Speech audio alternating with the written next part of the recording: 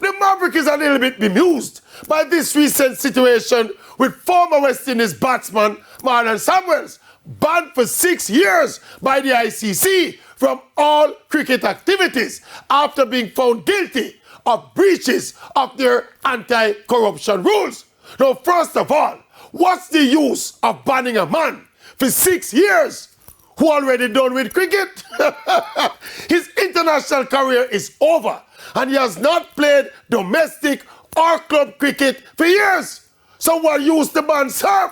I mean, stranger things have happened, but Marlon Samuels don't strike me as the coaching type. So outside of trying to embarrass the man, this don't make no sense. Suppose the ICC has to give the impression that they are protecting the integrity of their sport. But for me, a 6-year ban for a long retired cricketer has a redundant look about it. This is akin to a judge adding an extra 20 years to a man who is already serving a life sentence. So a man is already serving the maximum, but the judge added an extra 20 years to the maximum. It don't make no sense.